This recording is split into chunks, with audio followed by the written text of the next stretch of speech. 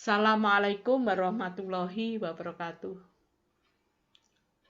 Selamat pagi anak-anakku semuanya. Pada pertemuan kali ini kita akan membahas bab 2, menumbuhkan kesadaran terhadap Undang-Undang Dasar Negara Republik Indonesia tahun 1945. Sebelum kita memulai pembelajaran, marilah kita berdoa sejenak agar ilmu yang kita dapat nanti bisa manfaat barokah, dapat cepat dimengerti. Selain itu pula, mudah-mudahan COVID cepat berlalu sehingga kita bisa belajar normal kembali. Berdoa mulai. Bismillahirrahmanirrahim. Bareng-bareng kita berdoa. Bismillahirrahmanirrahim. Raditu billahi robba wa bil islami dina wa bil muhammadin nabiyya wa rasulah. Rabbi zidni ilma warzuqni fahma waj'alni minas sholihin. Amin. Kita lanjutkan bahasan kita ya. Bab 2. Ini contoh saja yang ada di gambar itu. Kalian bisa mengamati ya. Peristiwa debat itu ya. Debat capres dan cawapres itu merupakan hak setiap orang atau hak warga negara yang ikut di dalamnya itu ya. Jadi diberi kesempatan. Seluruh rakyat menggunakan hak pilihnya sesuai ketentuan Undang-Undang Dasar. Gambar tersebut sesuai dengan Undang-Undang Dasar. Bagaimana makna, fungsi, dan kedudukan Undang-Undang Dasar Negara Republik Indonesia tahun 1945 serta peraturan perundang-undangan lain dalam sistem hukum nasional.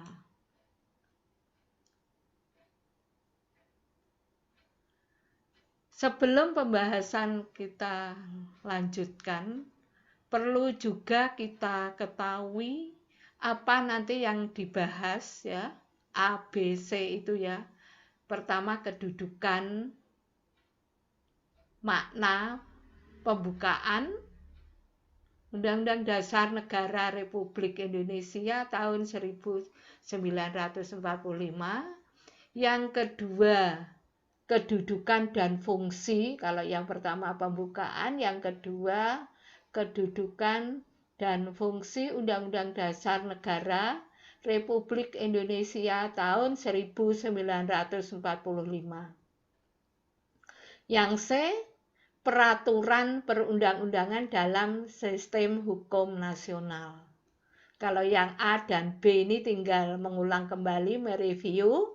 Nanti yang kita bahas lebih banyak itu mengenai peraturan perundang-undangan.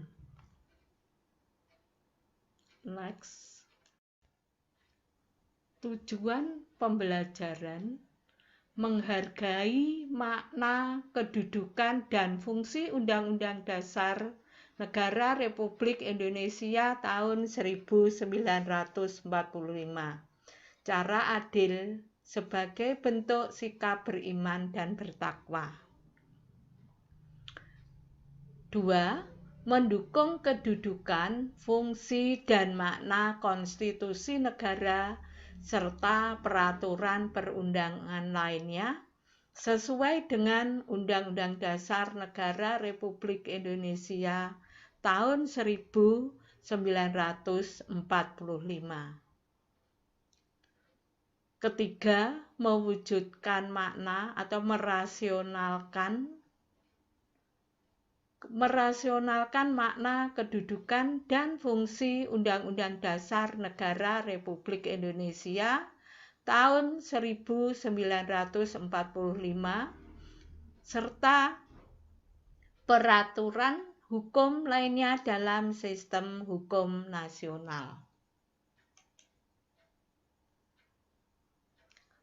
Undang-Undang Dasar Negara Republik Indonesia tahun 1945,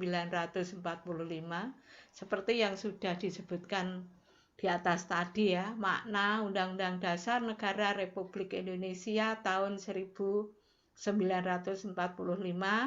kedudukan dan fungsi dan sifatnya. Makna Undang-Undang Dasar Negara Republik Indonesia tahun 1945 adalah sebagai hukum dasar tertulis. Di dalamnya memuat aturan-aturan dasar dan pokok kaidah fundamental sebagai perundang-undangan, sebagai landasan dasar dan sumber bagi peraturan perundang-undangan dalam penyelenggaraan pemerintahan negara Indonesia. Undang-Undang Dasar juga dikenal dengan konstitusi atau hukum dasar. Konstitusi negara menjadi dasar dan sumber dari peraturan-peraturan lain atau perundang-undangan lain yang berlaku di wilayah negara Kesatuan Republik Indonesia. Konstitusi hukum dasar tertulis, kalau yang tidak tertulis namanya konvensi. Kedudukan Undang-Undang Dasar Negara Republik Indonesia tahun 1945 mempunyai kedudukan tertinggi dalam perundang-undangan negara Indonesia. Bisa kamu lihat di situ, Undang-Undang Dasar Negara Republik Indonesia merupakan mempunyai kedudukan yang tinggi. Terus bawahnya ada TAP MPR, undang-undang atau Perpu. Di sini PP, peraturan pemerintah, peraturan presiden atau Kepres ya, peraturan daerah provinsi, terus peraturan daerah kabupaten atau kota. Fungsi dan sifat Undang-Undang Dasar Negara Republik Indonesia tahun 1945 sebagai alat kontrol, pengatur, penentu, dan pembatas. Yang lalu sudah saya jelaskan. Sekarang yang sifatnya. Sifat Undang-Undang Dasar Negara Republik Indonesia tahun 1945 itu sebagai peraturan hukum positif yang tertinggi yang berlaku. Jadi hukum itu ada hukum positif, maksudnya hukum yang berlaku tapi nggak ada hukum negatif ya. Naskah tertulis dan rumusannya jelas. Nah, Undang-Undang Dasar itu merupakan naskah tertulis atau hukum dasar yang tertulis konstitusi. Memuat norma-norma, aturan-aturan, terus singkat dan supel, sifatnya singkat dan supel. Ya. Singkat itu bisa menyesuaikan dengan keadaan zaman. Ada lagi yang singkat dan super rigid, maksudnya itu kaku. Maksudnya bahwa Undang-Undang Dasar itu merupakan hukum yang mengikat dan memaksa. Jadi setiap warga negara harus patuh pada Undang-Undang Dasar. Contohnya saja kalau di sekolah itu kan juga ada yang namanya tata tertib sekolah. Jadi kalian harus patuh pada tata tertib sekolah. Nah, maksudnya rigid itu. Jadi kalau tingkah laku kita bertentangan, ya harus ada hukumannya, sanksinya tegas, ya.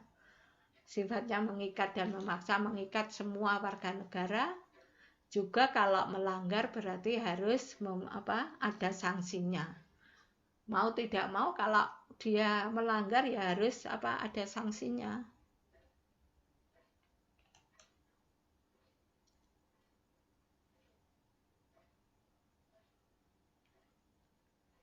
Yang B tadi mengenai peraturan perundang-undangan dalam sistem hukum nasional, ya. Peraturan perundang-undangan nasional, lalu kedudukan peraturan perundang-undangan lain di bawah Undang-Undang Dasar Negara Republik Indonesia. Kedudukannya jelas, ya.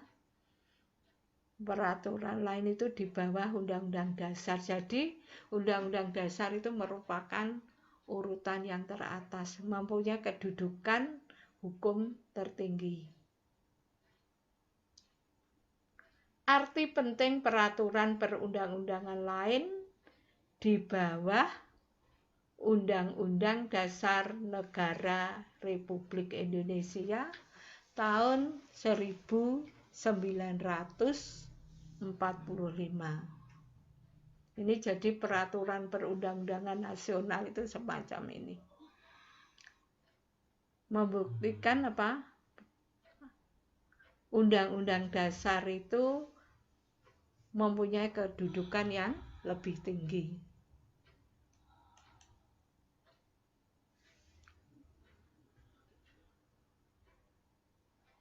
Peraturan perundang-undangan nasional. Tahukah kamu landasan hukum peraturan perundang-undangan nasional? Landasan hukumnya yaitu pasal 7 Undang-Undang Nomor 12 Tahun 2011 tentang pembentukan peraturan perundang-undangan. Menjelaskan peraturan-peraturan yang berlaku di Indonesia. Ya, ini yang nomor 12 tahun 2011. Yang kita pelajari yang terbaru saja ini.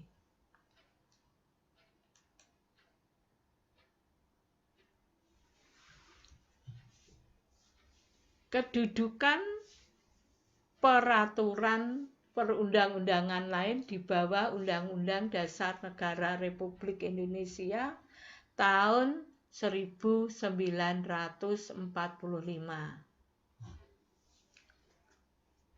Berdasarkan hierarki piramida, urut-urutan yang kayak itu loh piramida, ya. Peraturan perundang-undangan nasional, Undang-Undang Dasar Negara Republik Indonesia tahun 1945 merupakan aturan hukum tertinggi. Apa konsekuensinya? Konsekuensinya, semua peraturan perundang-undangan yang dibuat di Indonesia tidak boleh bertentangan dengan Undang-Undang Dasar Negara Republik Indonesia tahun 1945.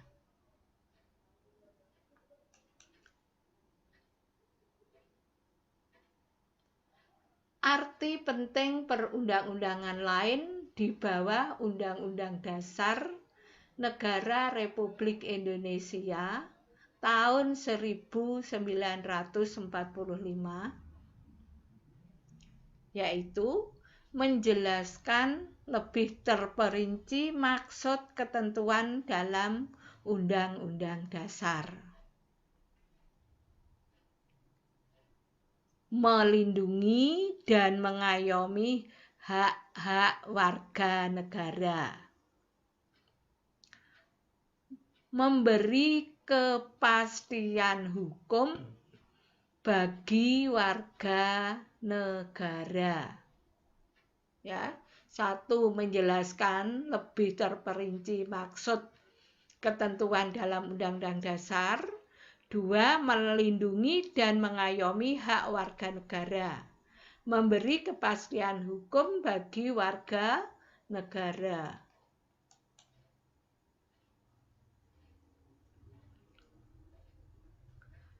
Sekarang sikap positif apa? Atau sikap yang bagaimana terhadap Undang-Undang Dasar Negara Republik Indonesia tahun 1945? Bentuk sikap positif itu yang bagaimana? Bagaimanakah cara mewujudkan Undang-Undang Dasar Negara Republik Indonesia tahun 1945 dan pelaksanaan Undang-Undang Dasar Negara Republik Indonesia tahun 1945 dalam berbagai bidang. Nah, lanjutannya, bentuk sikap positif terhadap undang-undang, ya, Undang-Undang Dasar Negara Republik Indonesia tahun 1945. Dalam keluarga, kita bisa membantu yang membutuhkan, anggota keluarga yang membutuhkan, saling hidup rukun, tepo seliro tenggang rasa, ya, itu gambarnya seperti ini, ya. Kalian nanti bisa menguraikan dalam tugas yang akan datang. Dalam sekolah, ini bisa saling membantu, ya. Apa ini? Pinjam buku apa bagaimana ini di perpus, ya, kayaknya. Di masyarakat ada contoh kerja bakti. Dalam berbangsa dan bernegara, ini petugas pemilu ini, ya. Sikap positif terhadap Undang-Undang Dasar dalam kehidupan berbangsa dan bernegara. Nanti kalian bisa menguraikannya lebih lanjut. Anak-anakku semua, ya. Sekarang kita lanjutkan lagi mengenai upaya mewujudkan Undang-Undang Dasar Negara Republik Indonesia tahun 1945, yaitu bersikap terbuka, transparan, ya. Dua, mampu mengatasi masalah. Kalau ada masalah, kalau misalnya dalam perwujudan dalam sekolah, itu harus dimusyawarahkan. Biar nggak ada prasangka tidak baik suudon atau bisa tawuran atau saling memfitnah dan sebagainya. Menyadari adanya perbedaan. Kita tidak boleh membedakan atau memilih teman membeda-bedakan. Wah, ini agamanya ini, itu rasnya lain dengan kita. Kita tidak boleh yang semacam itu. Kita semua sama. Justru dengan adanya perbedaan untuk memperkuat persatuan dan kesatuan. Memiliki harapan yang realistis, nyata. Wah, saya besok setelah dari SMP Aluda, saya mau sekolah yang favorit misalnya. Pengen ke SMK 1 jurusan PKR misalnya. Nah, itu namanya memiliki harapan yang realistis, cita-cita yang realistis. Mau menerima dan memberi umpan balik. kita dengan orang lain, teman atau orang tua, harus bisa menerima dan menerima umpan balik. Dengan seharusnya ya take and give itu tadi, saling memberi dan menerima. Juga jangan lupa menerima umpan balik ya harus kita bersikap sopan santun. Menghargai karya bangsa sendiri, atau dalam kelas ya menghargai hasil karya bangsa sendiri, atau bisa menerima juga hasil karya teman kita. Contohnya menghargai karya bangsa sendiri, tidak malu memakai batik. Karena bangsa Indonesia itu terkenal dengan batiknya. Selanjutnya, pelaksanaan Undang-Undang Dasar tahun 1945 dalam berbagai bidang. Bidang politik, ekonomi, sosial, budaya, pertahanan, keamanan, hukum, politik misalnya. Pemilu, ikut pemilu. Hukum, bahwa setiap manusia itu mempunyai hak yang sama di bidang hukum dan pemerintahan. Di dalam Undang-Undang Dasar kita bisa melihat pada pasal 27.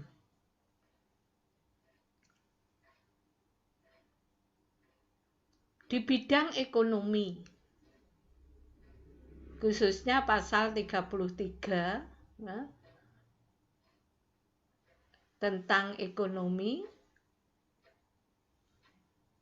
setiap kekayaan atau sesuatu yang ada di negara Indonesia memenuhi hajat orang banyak itu dimiliki oleh negara. Dengan adanya pasal 33 untuk mensejahterakan kehidupan rakyat, maka adanya suatu koperasi itu juga merupakan pelaksanaan Undang-Undang Dasar di bidang ekonomi, sosial, budaya, dan pertahanan keamanan. Sosial budaya, budaya di sini kalau dalam pasal 32 bahwa budaya daerah itu lebih diuri-uri atau merupakan kearifan lokal. Jadi biar setiap warga negara itu tahu budaya daerah itu kayak apa ya. Makanya budaya daerah itu diuri-uri, dikembangkan di daerah-daerah itu, biar tidak diakui oleh negara lain. Untuk pelaksanaan Undang-Undang Dasar, ini nanti kamu tuliskan di buku catatan, nanti dikumpulkan juga. Kamu beri contoh, pelaksanaan Undang-Undang Dasar Negara Republik Indonesia tahun 1945 di bidang politik, ekonomi, sosial, budaya, pertahanan, keamanan, dan hukum. Jadi maksudnya begini, kalau politik, kalau menurut Undang-Undang Dasar itu pasal berapa, contoh dalam kehidupan sehari-hari itu yang bisa kamu lihat, kamu amati itu apa. Jadi nanti ada berapa itu? Ada 6 ya. Ada 6 bidang itu nanti kamu tulis di buku catatan kamu. Ingat, karena apa? Setelah live streaming ini nanti untuk pembelajaran matematika sama PPKN khususnya kelas 8C itu nanti mengumpulkannya di Zoom hari Sabtu ya, mulainya nanti saya jadwal Senin apa, ngumpulkannya setelah live streaming. Nanti kalau belum jelas, kamu bisa WA ke Buyung. Mudah-mudahan apa yang saya sampaikan hari ini kalian bisa mengerti, mempunyai rangkuman, karena setelah ini kamu sudah mid semester ya. Nanti materinya juga dari bab 1, bab 2 ya. Saya akhiri saja ya, anak-anak ya. Mudah-mudahan ilmunya manfaat barokah. Marilah kita tutup dengan bacaan Alhamdulillahirabbil alamin. Wassalamualaikum warahmatullahi wabarakatuh.